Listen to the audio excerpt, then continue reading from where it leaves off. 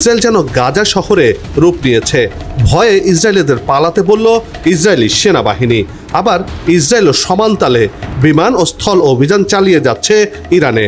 এই মুহূর্তে মধ্যপ্রাচ্যে অনিশ্চয়তা ও অস্থিরতা বেড়েই চলেছে। সম্মানিত ভিউয়ার্স, আজকের ভিডিওতে আমি সমন আজমল বাড়ি আপনাদের সকলকে স্বাগত জানাচ্ছি। আজকে যে ভিডিওটি আপনাদেরকে দেখাবো, বর্তমান বিশ্বের যে দুটি দেশ ইরান এবং ইসরায়েল, তাদের যে যুদ্ধ, এই যুদ্ধ নিয়ে একটি প্রতিবেদন আপনাদেরকে দেখাবো। চলুন ভিডিওতে দেখে আসি।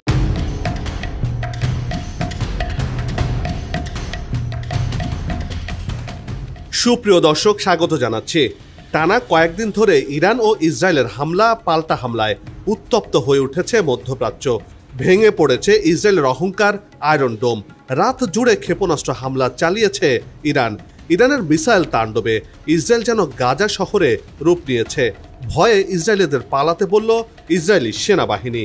আবার ইসরায়েলও সমানতালে বিমান ও স্থল অভিযান চালিয়ে যাচ্ছে ইরানে। এই মুহূর্তে মধ্যপ্রাচ্যে অনিশ্চয়তা ও অস্থিরতা বেড়েই চলেছে, যা আন্তর্জাতিক নিরাপত্তার জন্য নতুন হুমকিতে পরিণত হতে যাচ্ছে। তাহলে কি পরমাণু যুদ্ধ শুরু হচ্ছে? এমন প্রশ্ন কিন্তু সামনে আসছে। এই প্রশ্নের উত্তর সহ ইরান ইসরায়েল যুদ্ধের আদ্যপান্ত নিয়ে সাজিয়েছি এবারের পর্ব। বিস্তারিত জানতে পুরো ভিডিওটি দেখুন। দর্শক, চলুন চলে যাই মূল ভিডিওতে।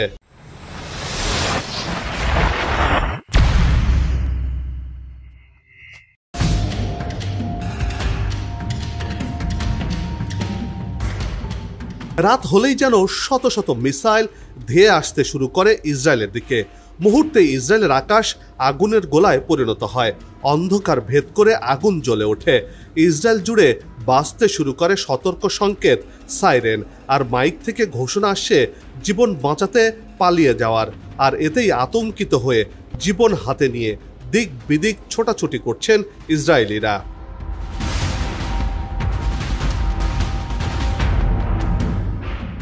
এমন দৃশ্য এখন গোটা ইসরায়েল জুড়েই দেখতে পাওয়া যাচ্ছে। কেননা বিনা উস্কানিতে দখলদার ইসরায়েল ইরানে হামলা চালিয়েছে। এর পরপরই কঠোর প্রতিশোধ নিতে শুরু করেছে ইরান। আর এতে কেঁপে উঠেছে তেল আবিব, হাইফা, দখলকৃত জেরুজালেম সহ ইসরায়েলের শহর বন্দর। বাদ যাচ্ছে না বিমানবন্দরও। খামেনির কঠিন প্রতিশোধের হুমকির ভয়ে পালিয়ে বেড়াচ্ছেন ইসরায়েলের প্রধানমন্ত্রী বেনিয়ামিন নেতানিয়াহু।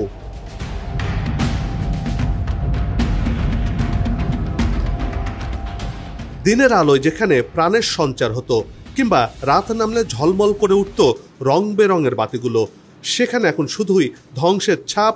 সুউচ্চ ভবনগুলো মাটিতে মিশে ধ্বংসস্তূপে পরিণত হয়েছে। চলাচলের বাহনগুলো রীতিমতো অকেজো।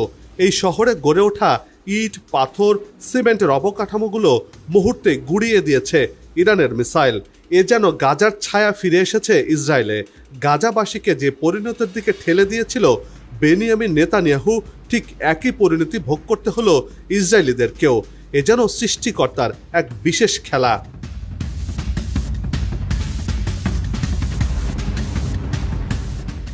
ইসরায়েলের গর্ব আকাশ প্রতিরক্ষা ব্যবস্থা আয়রন ডোম ভেঙে চুড়ে তাদের ভূখণ্ডে আশ্রে পড়ছে একের পর এক ব্যালিস্টিক ও হাইপারসনিক মিসাইল। আর তাতেই চোখের সামনে নরকের দেখা পাচ্ছেন ইহুদিরা। শনিবার রাত থেকে ইসরায়েলে দফায় দফায় হামলা চালায় ইরানি সেনারা। দখলদারদের দক্ষিণ ও উত্তরাঞ্চল সহ গোটা ইসরায়েলেই মিসাইল ও ড্রোন হামলা চালিয়েছে খামেনির বাহিনী।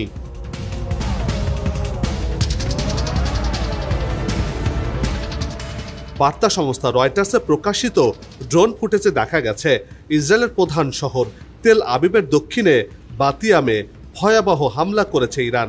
মূলত এই হামলাতেই এই শহর মৃত্যুপুরীতে পরিণত হয়েছে। এমন পরিস্থিতি বলে দেয় যে ইসরায়েলের অভ্যন্তরে ইরান কতটা ভয়াবহ হামলা চালিয়েছে। শুধু কি তাই, ইরান যে মেরুদণ্ড সোজা রেখে ইসরায়েলকে শায়েস্তা করতে পারে তারও প্রমাণ এটি। ইসলামিক প্রজাতন্ত্রের ভূখণ্ডে হামলার প্রতিশোধ যে তীব্র থেকে তীব্রতর হবে, সে ইঙ্গিত আগেই দিয়েছিলেন ইরানের সর্বোচ্চ নেতা আয়াতুল্লাহ আলী খামেনি।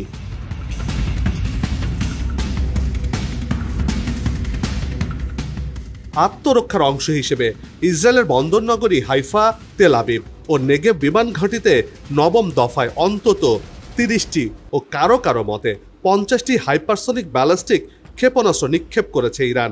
এতে দাউ দাউ করে জ্বলছে ওইসব এলাকা। ইসরায়েল যেন এখন এক জ্বলন্ত উনুনে রূপান্তরিত হয়েছে। হাইফায় গুরুত্বপূর্ণ পরিশোধন কেন্দ্র, রসায়ন কারখানা ও নৌ ঘাঁটি রয়েছে।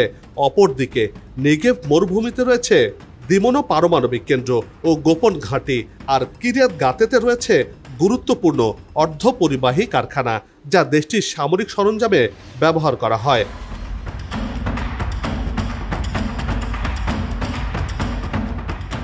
15 জুন রোববার সারা দিন হামলা করেছে ইরান। রাতে ফের কয়েক ডজন হাইপারসনিক ক্ষেপণাস্ত্র ছুঁড়েছে ইসলামিক প্রজাতন্ত্রের দেশটি।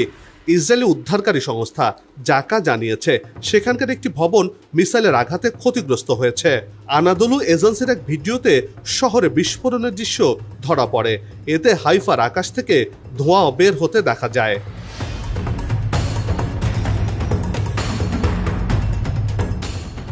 বার্তা সংস্থা রয়টার্সের ক্যামেরায় হাইফা শহরে বিস্ফোরণের দৃশ্য ধরা পড়ে। বিবিসি এক প্রতিবেদনে বলেছে ইরানের ক্ষেপণাস্ত্রগুলো ইসরায়েলি প্রতিরক্ষা ব্যবস্থার স্তরগুলো ভেদ করে গেছে, যদিও ইসরায়েলি সামরিক বাহিনী এ নিয়ে এখনো কোনো মন্তব্য করেনি।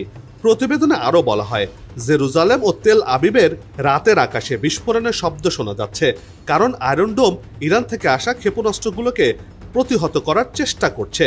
তবে কিছু ক্ষেত্রে সফল হচ্ছে, বেশিরভাগ ক্ষেত্রে ব্যর্থ হচ্ছে, যার ফলে ইসরায়েল এখন জ্বলন্ত উনুনে পরিণত হয়েছে।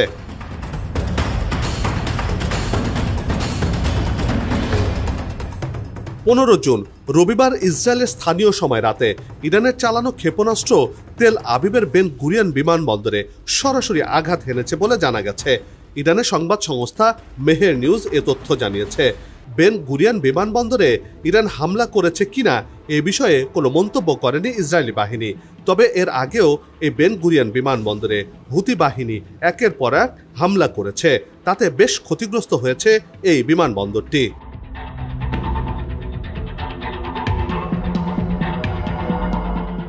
ইরানের ক্ষেপণাস্ত্র হামলার পর ইসরায়েলি হোম ফ্রন্ট কমান্ড ক্ষতিগ্রস্ত এলাকার বাসিন্দাদের জন্য নির্দেশনা জারি করেছে। তাদের আশ্রয় কেন্দ্রে যেতে বলা হয়েছে, কারণ আকাশ প্রতিরক্ষা ব্যবস্থা ইরানের ছোড়া ক্ষেপণাস্ত্রগুলোকে আঘাত করেছে। তবে বাধা দেওয়ার পরও দক্ষিণ গোলান হাটসে আগুন লাগার কথা জানিয়েছে তারা। সশস্ত্র বাহিনীর মুখপাত্র কর্নেল সাইদ বলেছেন, আপাতত দৃষ্টিতে সুরক্ষিত বাংকার বা আন্ডারগ্রাউন্ড শেল্টারও আর নিরাপত্তার নিশ্চয়তা দিতে পারে না।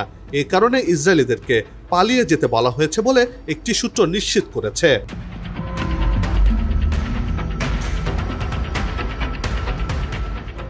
শুক্রবার থেকে শুরু হওয়া এই ক্ষেপণাস্ত্র হামলার পাল্টাপাল্টি ঘটনায় ইসরায়েলের মৃত্যুর সংখ্যা এখন 17 জনে পৌঁছেছে। এই ঘটনায় বহু সংখ্যক ইসরায়েলি নিখোঁজ রয়েছেন। বিধ্বস্ত ভবনগুলোতে চলছে উদ্ধার তৎপরতা। অপরদিকে ইরানের সরকারি মিডিয়া সূত্রে জানা গেছে ইরানে 224 জনের প্রাণহানি হয়েছে, 1,500-এরও বেশি মানুষ আহত হয়েছেন। এদের বেশিরভাগই শিশু এবং মহিলা। তীব্র শক্তি নিয়ে ইসরায়েল ক্ষেপণাস্ত্র ও ড্রোন নিয়ে প্রতিশোধমূলক পাল্টা হামলা শুরু করেছে ইরান। দফায় দফায় চলা এই হামলা ঠেকাতে বিশ্বের বিভিন্ন দেশের কাছে সহায়তা চেয়েছে ইসরায়েল, এমন তথ্যই জানিয়েছে ইসরায়েলি সম্প্রচার সংস্থা কান। প্রতিবেদনে বলা হয়েছে ইসরায়েল সরকার আনুষ্ঠানিকভাবে যুক্তরাজ্য ও ফ্রান্স সহ কয়েকটি দেশের কাছে অনুরোধ করেছে তারা যেন ইসরায়েলের দিকে নিক্ষেপ করা ইরানি ড্রোন ও ব্যালিস্টিক ক্ষেপণাস্ত্র প্রতিহত করতে সহায়তা করে।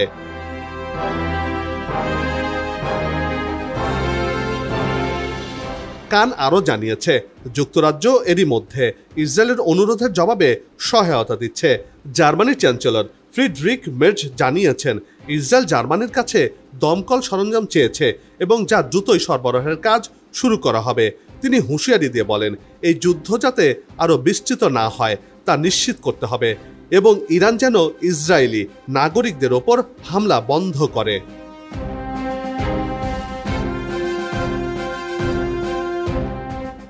এদিকে ইরানের ক্ষেপণাস্ত্র ঘাঁটিতে হামলা চালাচ্ছে ইসরায়েলি বিমান বাহিনী। ইসরায়েলি সেনাবাহিনী এক বিবৃতিতে জানিয়েছে তারা ইরানের কেন্দ্রীয় অঞ্চলের ভূমি থেকে নিক্ষেপণযোগ্য ক্ষেপণাস্ত্র ঘাঁটিতে আক্রমণ চালাচ্ছে।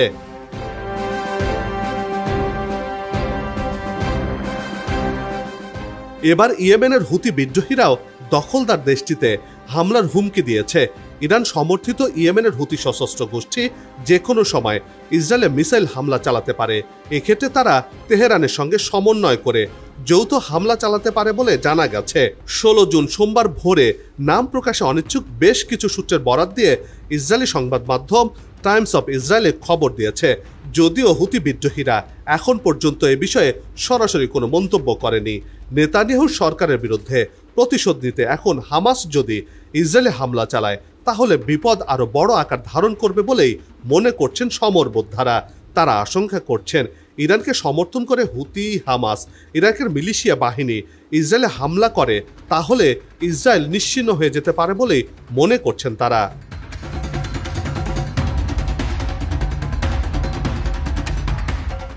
জ্বালানি ডিপোতে পাল্টাপাল্টি হামলা চালিয়ে যাচ্ছে ইরান আর ইসরায়েল। এই দুই দেশের মধ্যে চলমান সংঘাত তীব্র রূপ ধারণ করেছে। উভয় পক্ষই কৌশলগত স্থাপনা লক্ষ্য করে পাল্টাপাল্টি আক্রমণ অব্যাহত রেখেছে। ইরানের জ্বালানি মন্ত্রণালয় জানিয়েছে ইসরায়েলি হামলায় রাজধানীর শাহরান তেল ডিপো ক্ষতিগ্রস্ত হয়েছে। অন্যদিকে ইসরায়েলে একটি তেলের ডিপোর কাছে পাল্টা হামলা চালিয়েছে তেহরান। ইসরায়েলি কর্তৃপক্ষ তাদের জ্বালানি ডিপোতে ইরানি হামলার ব্যাপারে মুখ না খুললেও বিবিসি জানিয়েছে ইসরায়েলের তেলের ডিপোতে হামলার ঘটনা ঘটেছে। তেহরান থেকে ছোড়া ক্ষেপণাস্ত্রের আঘাতে ইসরায়েলের হাইফা তেল শোধনাগারের কাছে আগুন জ্বলছে বলে জানিয়েছে বিবিসি। এতে করে জ্বালানি তেলের দাম আরও বেড়ে যাবে বলে মনে করছেন বিশ্লেষকরা।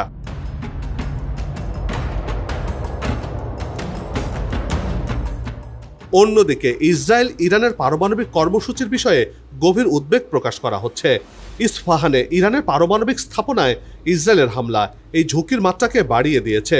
যদি ইসরায়েল ইরানের পারমাণবিক স্থাপনাগুলোতে বড় ধরনের হামলা চালায় তাহলে ইরান তার পারমাণবিক অস্ত্র তৈরির প্রচেষ্টাকে আরও দ্রুত এগিয়ে নিতে পারে, যা আঞ্চলিক এবং বৈশ্বিক নিরাপত্তার জন্য মারাত্মক হুমকি।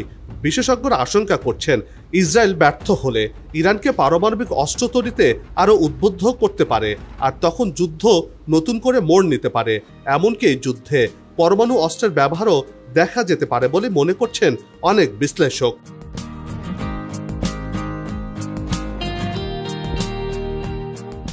বন্ধ হোক যুদ্ধ, বিগ্রহ, হানাহানি, শান্তিময় হোক বিশ্ব, এমন প্রত্যাশা রেখে পর্ব থেকে বিদায় নিচ্ছি।